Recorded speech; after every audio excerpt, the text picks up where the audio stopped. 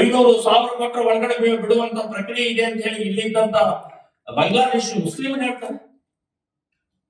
ಬಾಂಗ್ಲಾ ನಾವು ಬೆಂಗಳೂರಲ್ಲಿ ನಮ್ ಕಡೆ ಸರ್ವೆ ಇದೆ, ಈಗ ಬೆಂಗಳೂರು ನಮ್ ಕಡೆ ಸರ್ವೆ ಇದೆ, ಅದನ್ನ ನಾವು ಗ್ರಾಮದಲ್ಲಿ ಕೊಟ್ಟಿದ್ದೇವೆ. So Bangla shop, Bangla market, Bangla Nagar ಇದೆಲ್ಲ ಇದೆ, ಡೈರೆಕ್ಟ್ ಹೆಸರು ಇಟ್ಕೊಂಡಿದ್ದಾರೆ. ನಾವು ಯಾರಾದ್ರೂ ಹೋಗಿ ನುಗ್ಗಿ ಸರ್ವೆ ಮಾಡಿದ್ರೆ ನಮ್ಮ ಕೇಸ್ ಆಗ್ತದೆ.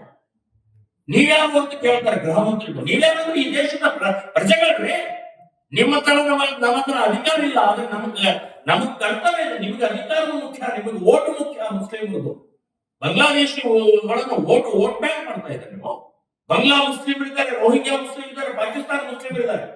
ಎಷ್ಟು ಸಲ ಹೇಳೋದು ಮಾಡ್ರಿ ಸರ್ವೆ ಮಾಡೋಣ.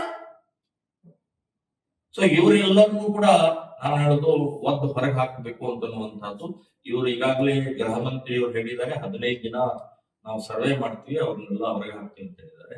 ದಯವಿಟ್ಟು ಮಾಡಿ, ಮತ್ತ ಅದನ್ನೇ ರಿಪೀಟ್ ಮಾಡಕ್ ಹೋಗ್ಬೇಡಿ.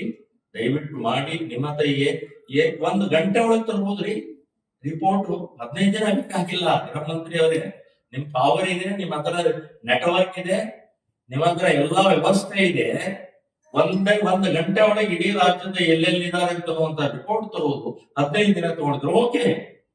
15 ದಿನದ ನಂತರ ನೀವು ಏನಾದ್ರೂ ಇದಕ್ಕೆ ವ್ಯವಸ್ಥಿತವಾಗಿ ಹಾಗೆ ಬಿಟ್ರೆ, ಸೊ ನಾವು ಹಿಂದೂ ಸಂಘಟಕರು ಎಲ್ಲರೂ ಒಟ್ಟಾಗಿ ನುಗ್ಗುತ್ತೀವಿ, ಅವರ ಕಾಲನಿಗಳಿಗೆ ನುಗ್ಗುತ್ತೀವಿ, ಒಟ್ಟು ಹೊರಗೆ ಹಾಕ್ತೀವಿ. ಯಾಕಂದ್ರೆ ಕ್ಯಾನ್ಸರ್ ದೇಶದ್ರೋಹಿಗಳು.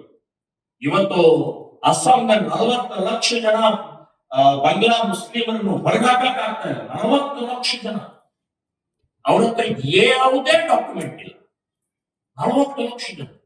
ಪಶ್ಚಿಮ ಬಂಗಾಳ 9 ಜಿಲ್ಲೆಗಳಲ್ಲಿ ಇವತ್ತು ಡಿಸೈಡಿಂಗ್ ಫ್ಯಾಕ್ಟರ್ ಗೆಲ್ಲೋದು ಯಾರು? TMC ಗೆಲ್ಲುತ್ತೆ. ಯಾಕೆ? ಅವರು ವೋಟರ್ಸ್ ಆಗಿದ್ದಾರೆ.